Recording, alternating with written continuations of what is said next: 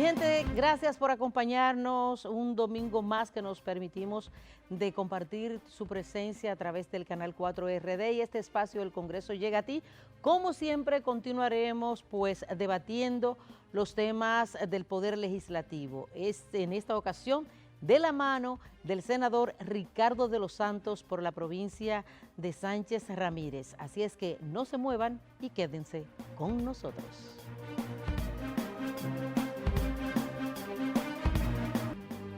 Bueno, y el área judicial en toda la semana estuvo muy caliente, sobre todo con los operativos que se realizaron producto de la Operación Falcón, que lleva a cabo la Agencia Antidroga de los Estados Unidos, en esa operación fueron apresadas varias personas, incluso figuras artísticas y políticas de la vida nacional dominicana. Vamos a ver qué opinan los legisladores, varios legisladores con relación a estos hechos. Para los legisladores, tanto los partidos políticos, la Junta Central Electoral, el Ministerio Público y la alta dirigencia de forma individual deben estar alertas para evitar que puedan ser elegibles a cargos de elección popular personas ligadas al crimen organizado. Está la responsabilidad de los partidos políticos, está la responsabilidad individual en esta, está la responsabilidad de la Junta Central Electoral también, que es donde se inscriben las candidaturas, que debe hacer las averiguaciones, ¿verdad? y la documentación necesaria. Está incluso la Procuraduría General de la República, que tiene informaciones de todos los organismos de inteligencia del Estado e internacionales también, dentro de la cooperación judicial y policial internacional y de los organismos de inteligencia, y todos deben trabajar en una para que situaciones como esta no se sigan dando. Cada legislador tiene su comportamiento, es conocido y lo conocen las autoridades. Es decir, que nosotros lo que lamentamos mucho, y lo lamentamos de corazón, que en esos escándalos siempre aparezca un legislador. El diputado de Alianza País, Horacio Rodríguez, entiende que con una eventual reforma a la Ley 1519 de partidos, agrupaciones y movimientos políticos, se puede propiciar que personas idóneas aspiren a posiciones en los distintos poderes de la administración pública. Es el resultado de lo cara que se ha convertido la política en la República Dominicana.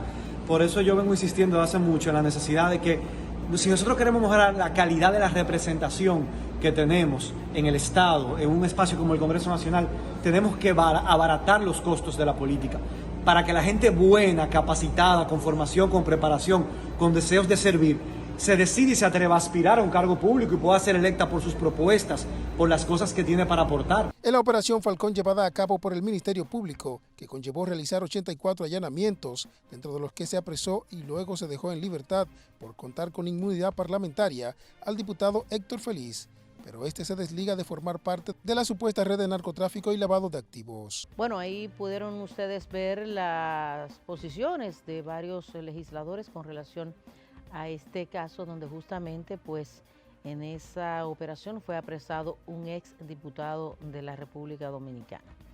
El presidente Luis Abinader, como siempre, que de inmediato reacciona frente a estos casos, también dio a conocer cuál es su posición y esta vez también volvió a decir, o sea, reiteró que quien la hace, la paga.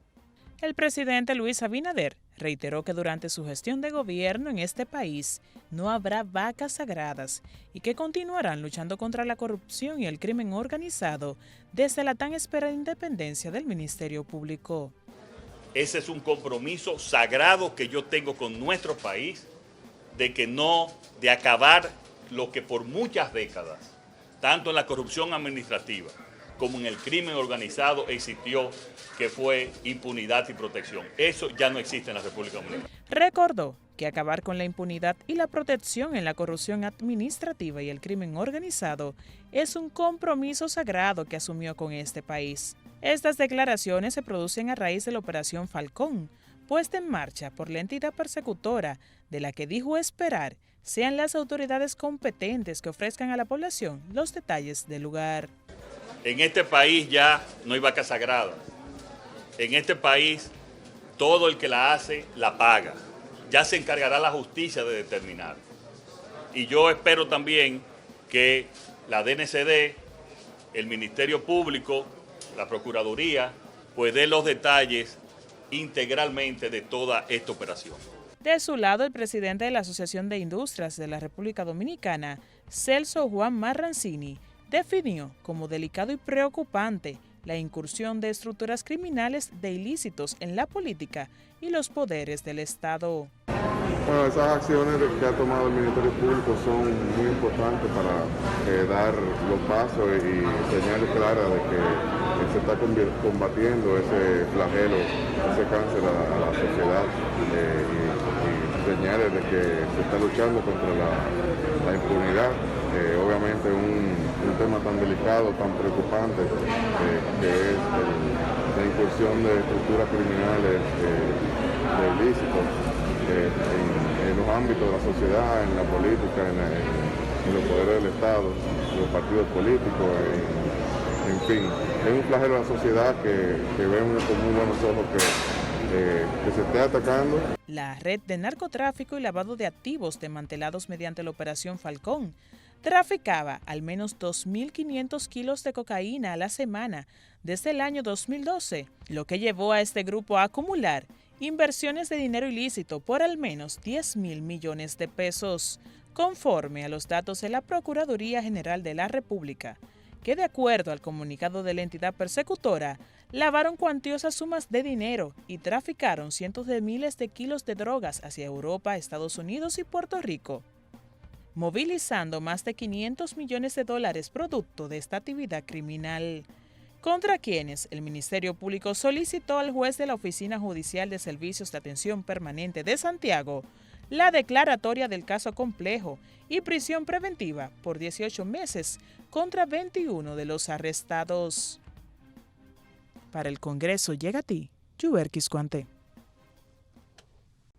Bueno, y aún continúa dando vuelta en el Congreso Nacional de la República la ley de extinción de dominio que permite pues recuperar bienes, que el Estado recupere los bienes de personas pues que los hayan adquirido de manera ilícita, o sea, de forma ilegal. Ese proyecto de ley, como vamos a hablar más adelante con el senador Ricardo de los Santos, pues está en una comisión la cual ha convocado a una vista pública. Vamos a ver en detalle todo lo que ocurre con relación a este proyecto en la siguiente historia.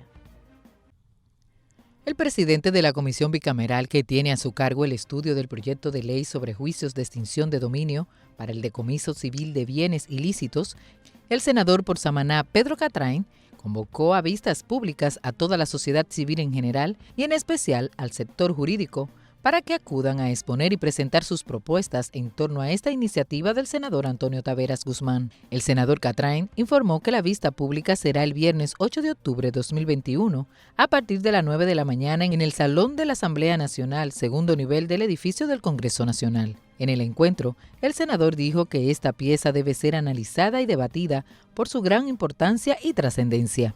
Este proyecto tiene el propósito de reglamentar el procedimiento para los juicios de extinción de dominio, mediante el cual se pronuncia el decomiso civil de bienes de procedencia ilícita. El legislador también sugirió a los senadores y diputados presentes convocar al Poder Ejecutivo y al Ministerio de Hacienda para que acudan a los debates de la comisión y presentar por escrito y de forma verbal sus opiniones referentes a esta pieza legislativa. En la comisión bicameral participan por el Senado de la República, además de su presidente, Milciades Franjul de Peravia, Iván Silva por La Romana, y el legislador por la provincia de San Juan, Félix Bautista. Por la Cámara de Diputados asistieron Elías Báez de los Santos, Francisco Villegas, José Miguel Ferreira, Tobías Crespo, Plutarco Pérez, Víctor Fadul y Rogelio Alonso Genao. Para el Congreso llega a ti, Diana Carreras. Ahora sí, nos vamos a una pausa y cuando retornemos, pues aquí tendremos nuestro plato fuerte del Congreso llega a ti. Ya retornamos.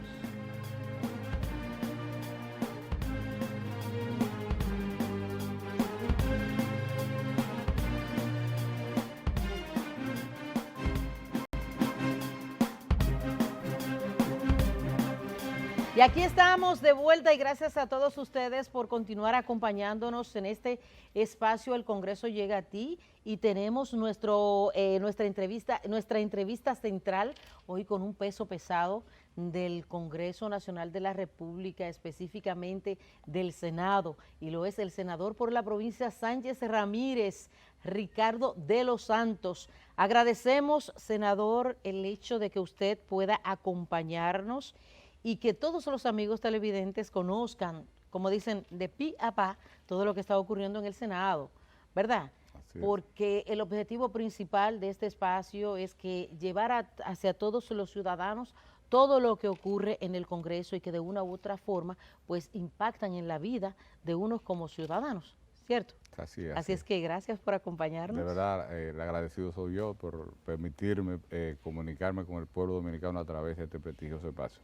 Para nosotros siempre será un placer poder compartir contigo el escenario. Sí, y con este señor se hace fácil la conversación porque es como maneja bien todos esos ambientes donde se desenvuelve. Y yo tengo una pregunta obligada al inicio de esta entrevista, y es porque Ricardo de los Santos, además de senador PRMista por la provincia Sánchez Ramírez, es presidente de la Federación Nacional de Transporte Dominicano, FENATRADO, que es el sindicato que se encarga más bien del transporte de la carga, o sea, de lo pesado. Ya usted sabe lo que significa eso, por eso lo de peso pesado, y también por cómo se desarrolla allá en el Senado. Y mi pregunta obligada, como dije al inicio, senador, es ¿cuál ha sido la clave? ¿Cómo usted ha logrado llevar la fiesta en paz de tres sectores tradicionalmente antagónicos, como lo ha sido el gobierno, los sindicatos y el empresariado? Dígame cuál es la fórmula, compadre. Sí, gracias. Mira, para nosotros ha sido bien fácil. Primero nos hemos manejado dentro de la verdad. La verdad es tu mejor aliado siempre. Y hemos llevado un trabajo diáfano con lo que son los empresarios y el gobierno. Un trabajo totalmente transparente. Eso nos ha ayudado, nos ha dado la facilidad de poder entendernos bajo cualquier circunstancia. Nosotros tenemos ya varios años que no se habla ni siquiera de paro en transporte de carga, porque la verdad es que en principios nos acercamos a los empresarios, nos pusimos de acuerdo con ellos, de igual manera lo hicimos con el gobierno de turno cuando nosotros asumimos la presidencia de la institución, y logramos hacer ese engranaje donde antes de cualquier conflicto lo que prima precisamente es el diálogo. Y eso nos ha dado muy buen resultado. Hoy día nosotros siempre que tenemos diferencias, porque siempre las habrán, hay una lucha, claro, hay una lucha de intereses. Esa es la democracia. Claro, hay una lucha de intereses, pero nosotros ponemos siempre por encima del interés particular el interés general. Y eso nos ha dado muy buen resultado. Nos sentamos con el empresariado, con el gobierno, en una mesa de trabajo donde cada sector presenta su verdad, y de ahí pues sacamos la mejor de las conclusiones, y gracias a Dios estamos trabajando en tranquilidad. Nosotros lo que hacemos es vender servicios de transporte de carga, el empresario es generador de carga. Nosotros siempre le decimos a ellos, a ustedes se les hace más fácil incurrir en transporte que nosotros incurrir en lo que es el empresariado, porque siempre va a ser mucho más fácil para un empresario comprar camiones que para un camionero instalar una empresa más allá de su camión, que es su empresa, su verdadera empresa. Nosotros los camioneros también somos empresarios. ¿Cuál es mi empresa? Bueno, el camioncito que yo tengo, esa es mi empresa. Claro. Y de ahí nos sentamos en una mesa de trabajo donde con diferentes niveles, pero sí, empresario de un lado, empresario de otro lado, y el gobierno, y gracias a Dios nos hemos puesto de acuerdo en todos los puntos de conflicto sin mayores inconvenientes. Nosotros en algún momento el pueblo dominicano reconocerá de que el trabajo que hemos venido haciendo precisamente viene a favorecer a todos los sectores de la sociedad dominicana. Justamente cuando, como le decía al principio, eso ha llamado mucho la atención, no solo a mí y personas cercanas que me habían manifestado, pues eso, y me decían, pero señores, los sindicatos y los empresarios se sentaban en una mesa de diálogo y terminaba cada quien por su lado, y salía cada quien por una puerta y no con soluciones, sino con las situaciones mucho más complicadas que cuando se sentaban a conversar. Igual ocurría con relación a los sindicatos, a ese mismo sindicato, que cualquier desacuerdo con el gobierno inmediatamente se iban a una paralización. ¿Y saben ustedes lo que significa una paralización del transporte, sobre todo la movilización en los puertos, de todo lo que entra y sale, que lo dominan ustedes? Todo lo que esto significa. Y hemos visto, pues, como este señor ha logrado que esa fiesta se lleve en paz, sin ruido, con tranquilidad. Sí, fíjate, lo que sucede es que entiendo que quizás nosotros en un determinado momento no conocíamos de la fortaleza nuestra. Entonces nosotros sí entendimos en un momento que dada la fortaleza que nosotros tenemos como transporte de carga, como sector, no tenemos que utilizar ningún método el cual venga a perjudicar a otra persona. Es decir, cuando yo hago un paro, yo cierro una calle, yo estoy afectando a alguien que no tiene nada que ver con eso. Puede darse caso que un paro de eso pueda ser con un familiar nuestro que vaya en una ambulancia y pueda hasta morir ahí. Entonces, nosotros que decidimos, nosotros no es que no hemos hecho paro, sí, claro, en principio hacíamos paro, pero ¿qué tipo de paro? Nosotros, a sabiendas de que el trabajo que hacemos es insustituible por el momento, puede darse caso que sí, que en un determinado momento, pero imagínate tú. Han priorizado más el diálogo. Si nosotros como gremio, como FENATRADO, tenemos más de 30.000 camiones en el país, ¿de dónde tú vas a traer 30.000 camiones de un momento a otro? Entonces, cuando tuvimos esos desacuerdos, en principio, que ya gracias a Dios eso pertenece al pasado, pero bajo nuestra gestión, lo que determinamos fue una nueva fórmula de paro. Nosotros que decíamos, mira, nos vamos a parar por 6, 12 horas, lo que se entienda, pero dejen los camiones nuestros en los parqueos. Y todo el que quiera ir a buscar su carga, los puertos, donde quiera que se lleve su carga. Vamos a demostrar que el servicio que yo estoy dando, en verdad yo soy necesario para el mismo. Y esa posición a nosotros, desde que lo hicimos en 2 ocasiones, no tuvimos que hacerlo una tercera, porque ya el empresariado, el gobierno entiende que nosotros no queremos ocasionarle ningún tipo de inconveniente a la sociedad en sentido general, pero sí que estamos dispuestos a defender nuestros intereses.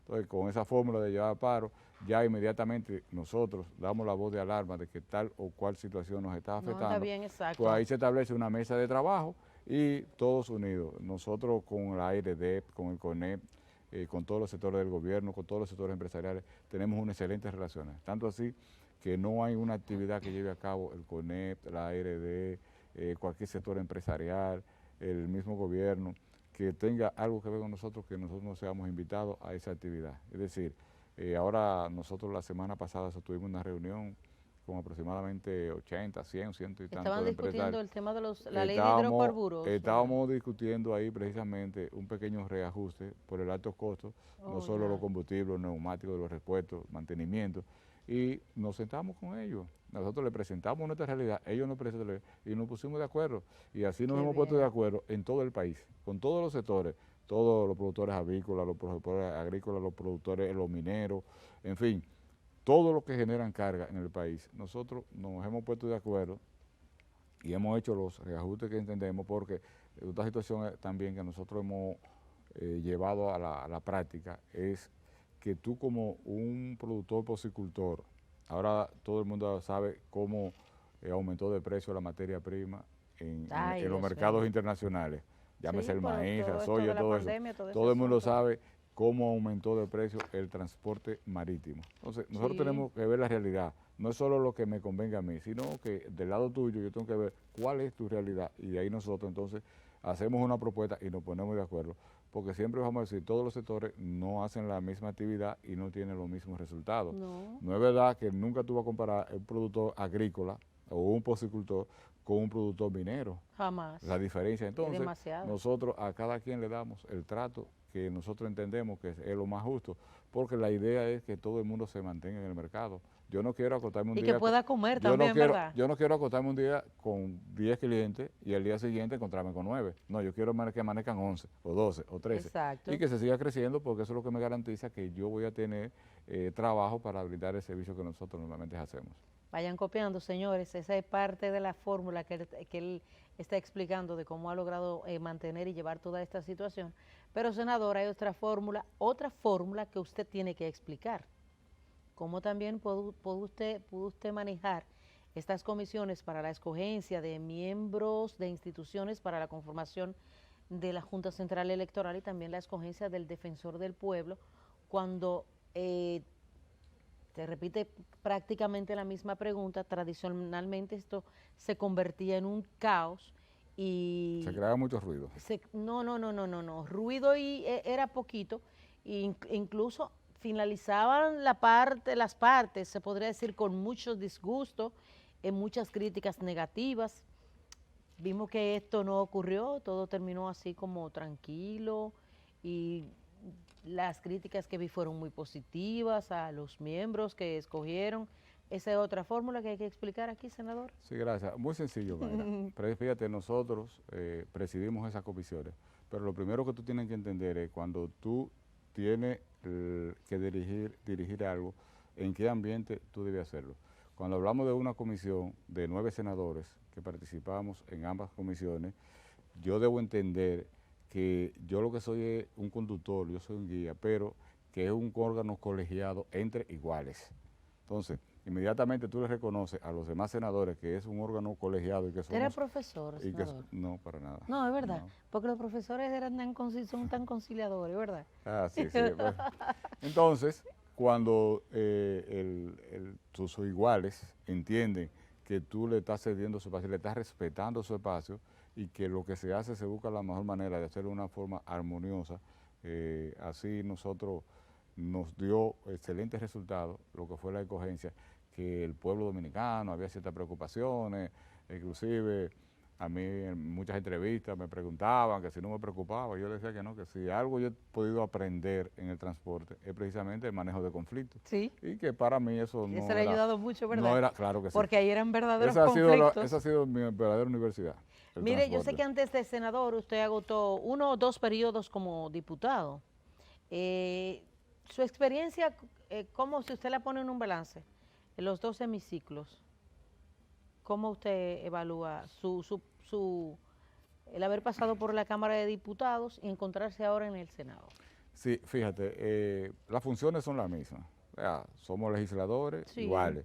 Lo único que en la Cámara de Diputados son 190. Ay, sí. En el Senado somos 32. Entonces, a diferencia de los proyectos de resolución, que no tienen que ir a ambas cámaras, pero sí lo que se llama contratos y proyectos de ley, todos los proyectos de ley que trabajan 190, tenemos que trabajar los 32. Y viceversa. Y lo que trabajamos 32, pues lo trabajan 190. ¿Qué te quiero decir con esto? Que en la Cámara de Diputados, por ejemplo, yo pertenecía, porque la escogí y el tiempo que tenía que dedicarle a Fenatrado, porque en Fenatrado hoy día el trabajo se ve más sencillo, pero para llegar a donde estábamos hoy hubo que transcurrir un largo camino. Claro. Pero gracias a Dios. Para que las cosas caminen prácticamente solas. Ya es una institución que camina, que rueda automáticamente, o sea, no hay mayores dificultades. Entonces, en la Cámara de Diputados, yo pertenecía a 3 comisiones. Porque ahora en el Senado de la República yo me he visto en ocasiones que he tenido que pertenecer a 14 y a 15 comisiones al mismo tiempo, porque normalmente pertenezco a 9. Pero de esas especiales que se crean hay 9, de la permanente yo tengo 9. Permanente. Entonces, esas comisiones especiales, siempre que se forma una comisión especial, es muy raro que uno de una forma u otra no participe. Entonces yo, con todas esas comisiones, eso me dice a mí que yo he tenido que hacer un trabajo legislativo en el Senado de la República a tiempo completo. En la Cámara de Diputados, pues tenía otras facilidades porque tenía menos trabajo. Con eso que no quiero decir que un senador o que el diputado no trabaja, no, para nada. El diputado como tal también tiene mucho trabajo, tiene la gran Pero tiene ventaja, un mayor número para dividir los proyectos. Tiene la mayor ventaja de que los proyectos que le pasan por su mano lo puede disminuir mejor, lo puede conocer mejor, tiene más tiempo de discutirlo. Nosotros con ese exceso de comisiones, a veces hay ocasiones que a mí me llegan 3 comisiones simultáneas al mismo tiempo, 3, 4 comisiones, que yo tengo que elegir, bueno, pero de tal o cual comisión, el proyecto de mayor importancia ahora mismo debe ser, o sea, tú tienes que establecer un orden de prioridades porque no hay forma de tú cumplir con la agenda que nosotros llevamos en el Senado de la República. Claro está, eso siempre que tú quieras hacer un trabajo con responsabilidad, un trabajo donde tú vayas y que al final tú puedas irte a tu casa con la satisfacción del deber cumplido. Y yo todos los días salgo del Congreso, me paso casi todo el día trabajando en diferentes comisiones, y cuando salgo en hora de la tarde, pues pienso que fue un día exitoso, hago un ejercicio ahí. Sí, claro, hago una retroalimentación, y ahí yo mismo me evalúo el día a día, porque si algo me gusta es cumplir con mi tarea. Mire, senador, cuando usted hablaba, yo le hacía que hiciera el balance, o sea, entre cuando fue senador, diputado y ahora que es senador. Nuestro Congreso es bicameral, es decir, tiene 2 cámaras, y para un proyecto de ley convertirse en ley tiene que ser aprobado necesariamente por las 2 cámaras, en ambas cámaras, porque nuestro sistema es bicameral. Pero, según he escuchado por ahí, en la realidad, con el comportamiento no pasa igual, porque dicen que cuando un senador, un diputado pasa a ser senador, como que se pone más comparón y hasta más difícil para ir a los programas, de que no cogen la llamada, son de que se sienten superior en el trato. Siempre he escuchado eso. ¿Usted siente eso? Bueno, eso es así, en cierta forma. Si alguien ha tenido esa transformación, sí, ¿verdad? No se decide. Usted no, en ¿verdad? el caso nuestro, para nada. Las posiciones en la vida, todo en la vida es prestado, hasta la vida misma. O sea, a nosotros ninguna posición que logremos alcanzar va a cambiar nuestra forma de actuar, para nada. Siempre dicen que los senadores se manejan con mayor superioridad que los diputados. Y yo digo, ¿pero por qué? Porque son legisladores, y si los diputados no aprueban, no hay senador que valga. No, y es que somos legisladores iguales y electos por un mismo pueblo, que claro, el senador tiene que alcanzar un mayor nivel de votantes, porque es uno solo por provincia, y los diputados por la cantidad de votantes y se dividen en circunscripciones, por eso son 190 y nosotros solo 32. Pero somos legisladores igualitos, o sea, no hay por qué cambiar, no hay por qué tener ese espíritu de superioridad para nada. Somos legisladores por iguales. Yo respeto mucho el trabajo de los diputados porque fui diputado y si algo me gustaba era que el trabajo mío se respetara. Pero ciertamente algunos se sienten así. Bueno, uno lo percibe a veces. Bueno, no con todos, pero sí. ¿Qué te puedo decir? ¿Qué te puedo decir? Podrán haber excepciones, pero en el cuerpo que yo estoy ahora, ese órgano que se llama el Senado de la República, veo que los senadores, en su gran mayoría, por no decir todo, se manejan con un alto grado de humildad y eso a nosotros nos llena de satisfacción. Otra cosa es que nosotros ahí somos un cuerpo y nos tratamos como tal. Claro está, todo el mundo defiende su posición política, su posición de acuerdo a su demarcación, esa es su responsabilidad, pero sí, al final, el trato personal entre unos y otros es muy bueno. Mire, y usted estuvo en la legislatura pasada, expresó su decisión, su intención, su disposición de aspirar a la presidencia del Senado de la República. ¿Qué ocurrió? Porque ya yo sé que usted ha adquirido mucha experiencia y que ha tenido un manejo excelente en las cuestiones legislativas que lo llevarían a poder presidir ese cuerpo. Entonces, explíqueme qué ocurrió, si esos planes siguen y cómo va caminando eso, si está caminando. Muchas gracias. Esos planes no se detienen, Mayra. La verdad, nosotros estuvimos aspirando ahora para el 16 de agosto recién pasado, pero siempre decíamos que aunque contábamos con el apoyo de un 70, 80, hasta quizás un 90% de los senadores, nosotros éramos disciplinados y que como los estatutos de nuestro partido establecen que esa es una decisión de la dirección ejecutiva del partido, nosotros la decisión que se tomara allí la íbamos a respetar. Nos sentimos muy bien porque nos llamó el presidente del partido y la secretaria general y nos informaron que los 2 líderes del partido habían determinado de que Eduardo siguiera en el Senado de la República y ahí yo le dije, yo soy disciplinado, yo respeto esa decisión. En esa ocasión sí se me pidió que si cualquier otra posición, que si yo podía asumirla, y le decíamos que no, que nosotros aspiramos a la presidencia, y es de muy mal gusto de que cuando tú estás aspirando a una posición, por ejemplo, tú como senadora, bueno, mira, yo estoy aspirando a la presidencia del Senado, y tú me dirás, bueno, pues si tú eres presidente, a mí me gustaría ser secretaria, o si tú eres presidente, a mí me gustaría ser vicepresidente, sí, o si tú eres presidente, a mí me gustaría ser vocero. Entonces, ¿de qué manera yo te puedo explicar a ti mañana que yo no fui el presidente del Senado y que aparecí siendo, sí, aceptando una posición a la que tú aspiras? O sea, eso yo lo vi que era la forma más incorrecta y le pedimos que no, que nosotros queríamos quedarnos en el mismo sillón, en la misma curul donde estamos, y que desde ahí vamos a seguir haciendo el trabajo. Pero claro, nuestras operaciones no se detienen, porque nosotros entendemos que sí reunimos las condiciones, somos un legislador que tenemos todo un derecho que nos asiste a aspirar, y entendemos que podemos, bajo una presidencia nuestra, llevar grandes transformaciones al Senado de la República. ¿Cuáles serían partes de estas transformaciones y si realmente existe la voluntad de apoyarle ya en la próxima elección del bufete? Sí, fíjate, el fortalecimiento de todos los órganos que componen el Senado es de vital importancia, porque te reitero, el Senado tiene mucho trabajo. También nosotros entendemos que hay que hacer ciertas modificaciones al reglamento interno, es decir, nosotros queremos transformar el Senado. De igual manera, nosotros, un gran interés nuestro es acercar más el Senado a la población. Nosotros queremos como que haya una relación más cercana entre la población y el Senado de la República.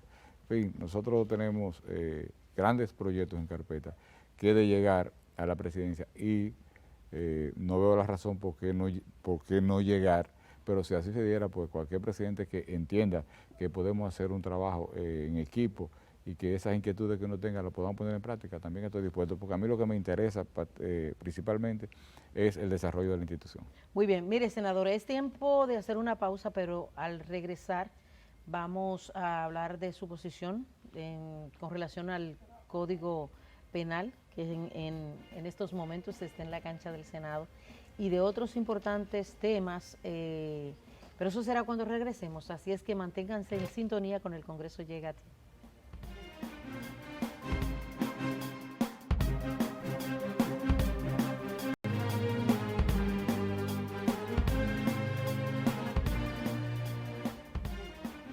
Gracias por mantenerse ahí. Aquí continuamos conversando.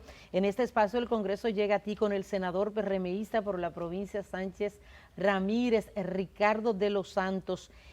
Tú sabes que siempre se dice, yo siempre le hago esa pregunta a los legisladores que vienen aquí. Y usted que ya ha tenido la experiencia en la Cámara de Diputados, la gente tiene la idea en su cabeza de que los legisladores son vagos. ¿Usted qué dice? Imagínate, con las explicaciones que nosotros acabamos de dar, de que en ocasiones, simultáneamente, no es a la verdad que sea un misma vago, hora, ¿verdad? Con todo ese yo trabajo. tengo 3, 4, 5 comisiones. Por ejemplo, en el día de hoy, el viernes pasado, el jueves pasado, nosotros tuvimos un sinnúmero de comisiones que llegó un momento que los mismos senadores nos pusimos a discutir, no, mira, ve tú a tal comisión, ve tú a aquello, porque tenemos un exceso de trabajo. Es decir, que eso cuando sea, no, para nada. Ahí se trabaja y mucho. Y qué bueno que hoy tenemos a un senador que era un crítico de los senadores. ¿Es verdad? Y precisamente. No me digas que Tavares. Y precisamente en la semana, claro que sí.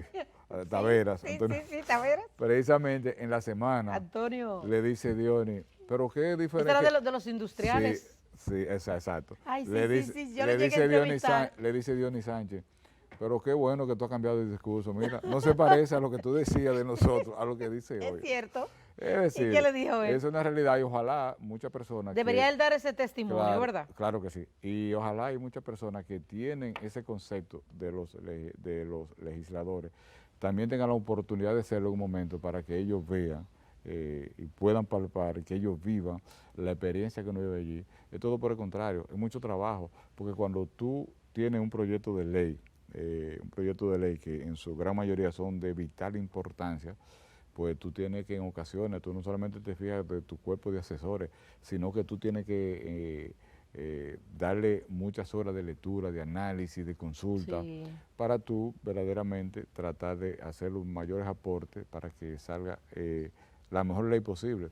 Porque siempre hemos dicho, y lo vamos a seguir diciendo, que la ley ideal no es tan fácil, o sea, pero sí, dentro de la ley posible, siempre hay que tratar de sacar la mejor ley.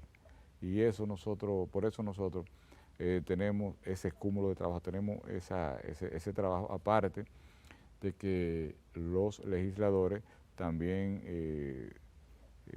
les gusta presentar diferentes proyectos. A veces hay legisladores que tú lo ves en competencia, que yo presento más proyectos de resolución, que yo presento más proyectos de ley. Entonces eso también trae ese cúmulo de trabajo. En el caso nuestro no, nosotros cuando nos enfocamos en un proyecto de ley y que tratamos de que presentarlo. No es presentar un proyecto por presentarlo. Por presentarlo, no, un proyecto que me presentan. Ahora mismo nosotros, gracias a Dios, en el Pleno del Senado se aprobó un proyecto de ley que es de nosotros, precisamente la semana pasada fue aprobado, ahora va a la Cámara de Diputados, que es un proyecto de ley de sociedad de garantías recíprocas. ¿Qué nosotros buscamos con eso? A que esa sociedad esté compuesta por socios partícipes y socios protectores. O sea, yo como empresario me convierto en un socio protector en esa sociedad y tú como una pequeña, una pyme, una mediana empresa. Entonces vamos a crear un fondo y ese fondo va a servir de garantía para que esos pequeños empresarios que son emprendedores y que tienen grandes proyectos, tienen proyectos muy buenos en su mano, pero que no tienen cómo desarrollarlo, que esos recursos sirvan de garantía. Una forma de subsidiarlo. Perfecto, sirvan de garantía para que se pueda acceder a los préstamos y eso va a generar un beneficio. Entonces, de ese beneficio, el socio protector pues también obtiene sus beneficios. Es decir, que sí, porque eso será como un financiamiento, aunque sea suave. Una combinación perfecta. Exacto. Para ver cómo desarrollamos la pyme en el país y nosotros nos sentimos más que satisfechos. Se está discutiendo el proyecto de ley de ordenamiento territorial, también es un proyecto de ley nuestro que se está discutiendo en una comisión bicameral. Nosotros hemos depositado y hemos presentado varios proyectos de ley y de resolución, pero te reitero, tratamos de que sea un proyecto de ley que sea lo mejor valorado posible. Con eso no queremos quitarle mérito a ningún proyecto que presente algún compañero, un colega legislador, pero sí quiero destacar la gran cantidad de proyectos que llegan tanto a la Cámara de Diputados como al Senado de la República. En la Cámara de Diputados también tiene una debilidad con relación al Senado y es que como son 190, hasta para tú tomar un turno en ocasiones es mucho más difícil ponerse de acuerdo 190 que 32. Pero parece que no ha sido así porque muchos de los proyectos han perimido. Por ejemplo, el de la ley de extinción de dominio ha sido aprobada varias veces en la Cámara de Diputados, senador, y allá en el Senado mira la situación que está ocurriendo ahora con el Código Penal, que me gustaría precisamente que me hable de esto. ¿Cuál es la situación? Sí, fíjate, Mayra. Y si usted cree, senador, si existe la esperanza de que se pueda convertir en ley allá en el Senado Sí, claro, definitivamente. Yo entiendo que en esta legislatura tendremos código. Pero hay que cambiar muchas cosas. Hay que hacer algunas modificaciones, pero ¿qué pasa? Fíjate, Mayra. No solo el hecho de que perimió en el Senado de la República quizá por negligencia de nosotros, no, todo por el contrario, es que el Código Penal tiene 412 artículos y llegó aproximadamente un mes antes de terminar la legislatura. No, o sea, no dio tiempo ni siquiera de leerlo. No se puede festinar. Entonces nosotros podemos aprobar un proyecto sin leerlo. No se puede festinar. Aunque iba de la Cámara de Diputados, no, pero nosotros tenemos nuestro propio criterio. Y sobre todo un código de esa naturaleza. Y estamos hablando de un Código Penal, tú no me estás hablando de un proyecto de resolución ni un contrato. Tú me estás hablando de un Código Penal que viene a tipificar, a condenar el delito en toda su dimensión. Es decir, crímenes y delitos. Claro, estamos hablando de que tiene 137 años perfecto y que urge un nuevo código, pero vamos a tratar de sacar un código con un mayor nivel de responsabilidad posible. ¿Qué usted entiende que hay que modificar ahí? Mira, yo no verdad que nadie me va a hacer a mí levantar la mano por un código que yo ni siquiera lo he leído. No. ¿Tú entiendes? Entonces, cuando el cúmulo de pena, la tipificación de la pena, todo eso tenemos que analizarlo para nosotros llevar un código que verdaderamente sea aplicable. porque en ocasiones nos ilusionamos demasiado, entonces somos tan rígidos en el régimen de consecuencias que se convierte en inaplicable. Okay. Eso pasó con la ley 6317 de tránsito, transporte y movilidad, sí, que las sanciones se le pusieron unos montos muy elevados. Ay, Dios mío. Yo siempre... ¿Tuvieron que aplicar a la vieja? Yo siempre tengo que decir que no había manera. No ha habido forma de aplicarlo, porque recuérdate tú que la sanción mínima, estamos hablando de un salario mínimo, y que el salario mínimo en ese entonces era de 5,000 pesos. Y multiplicado de que por 10. Pero oye lo que sucedió. 50,000 pesos para pagar un pobre que infeliz. Un año después de haber sido promulgada la ley, viene el presidente Medina, era presidente en ese entonces, un 27 de febrero, y duplicó el salario mínimo. Lo llevó de 5 a 10,000 pesos. Sí. Es decir, que de la misma manera la sanción... Se duplicaba la multa. Entonces, yo quiero que tú me expliques a mí cómo, de qué manera tú le puedes decir... no por menospreciarlo, a un chofer de carro público, a un motoconcho, que tú le vas a poner una multa de 10,000 pesos. Pero ¿cómo tú vas a justificar? Pero nadie, mire, ni a usted que le gustaría. Pero ¿y cómo tú vas a justificar también? ¿Cómo tú vas que entiendes que las personas que están para aplicar esas sanciones, por ejemplo, el miembro de la DGC, te gana 12, 13,000 pesos, 10,000 pesos, 11,000, o sea, con ese salario, tú le vas a decir que te va a llevar a ti sanciones por esos montos? Entonces, eso tú lo que tú haces es que se convierte en inaplicable y a la calle tú lo que llevas a un centro de soborno. Entonces, son de las cosas que tenemos que ver. Entonces, en el código, nosotros tenemos que analizarlo, estudiarlo a profundidad. La mayor preocupación, tú sabes, el tema de las 3 causales, se decidió tratar eso en una ley especial. Sí se abordó una de las causales que entiendo que está claramente definida en la Constitución de la República, donde dice claro cuando la vida de la madre peligra, la Constitución de la República dice claramente que ya es no es una decisión del paciente, es una decisión del médico. Sí, o sea, porque no está el médico es quien decide en un determinado momento, bueno, o se salva el hijo o se salva la madre. Wow. O sea, ya es una decisión del médico y así lo establece la Constitución de la República. Mire, y yo he estado leyendo el proyecto de código, pero hay una parte que no lo he visto, pero que he escuchado a algunos colegas hablar de esto. ¿Es cierto que en el código está establecido esto en el proyecto de volver a la creación de los tribunales militares? No claramente así. Nosotros eso lo estamos analizando, pero no está definido en el código. Porque eso sería una aberración. No. Eso no. El que le dijo eso, a esa parte, a ese artículo yo no he llegado, pero no. La verdad que no, ahí no. Yo no creo que ustedes permitan eso. No, para nada. Porque eso sería una verdadera es demasiado grande para el país. Aberración.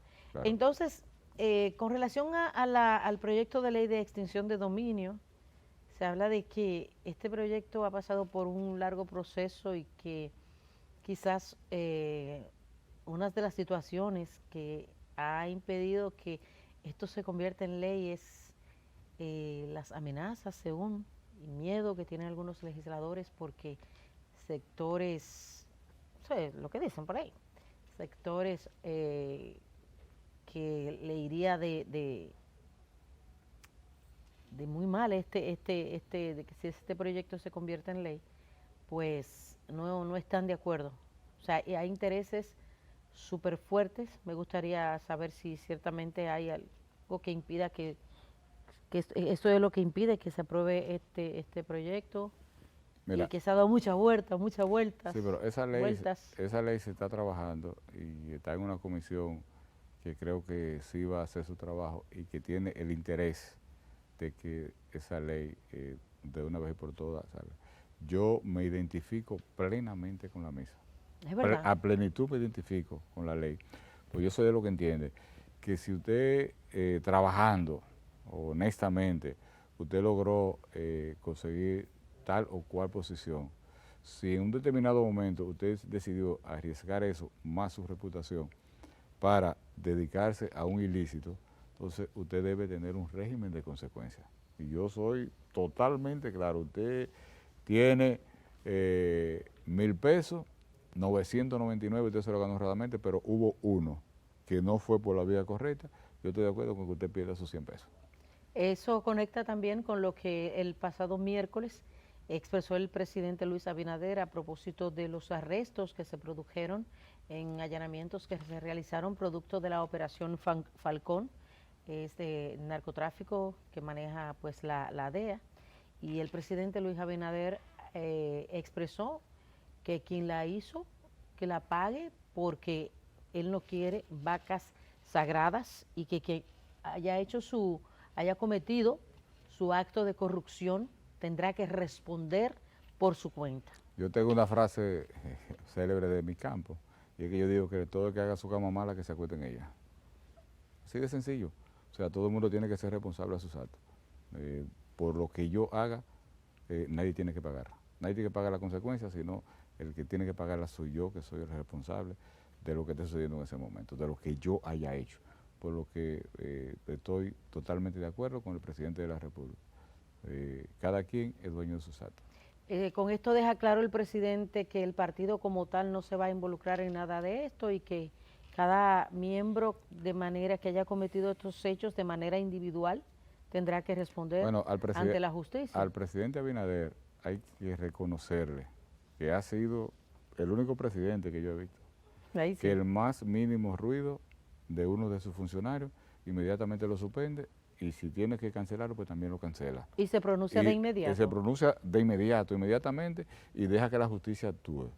Ahí vemos a un presidente que se despojó de un poder que le da la Constitución de la República, donde establece claramente de que el Procurador General de la República y la mitad de los adjuntos son señalados, o lo elige el presidente, el Poder Ejecutivo.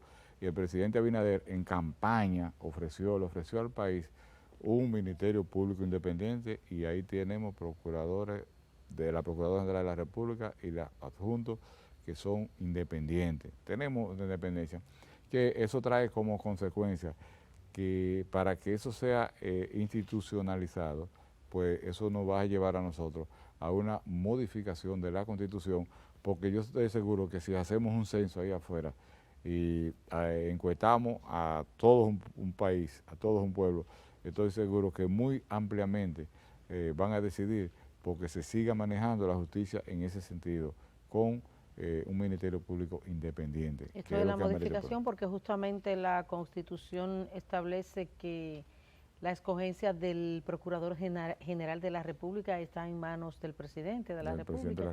Entonces la Constitución será para desvincular al Presidente de la escogencia del Procurador. Sí, claro. Pero entonces el expresidente de la República, Leonel Fernández, ha dicho que no necesariamente tiene que irse a una modificación constitucional para lograrse esa independencia total del procurador. Entonces como que no ¿qué haríamos con el artículo 76 de la Constitución? Porque es que lo establece claramente, sí, de que el Procurador General de la República y la mitad de los adjuntos son designados por el Presidente de la República.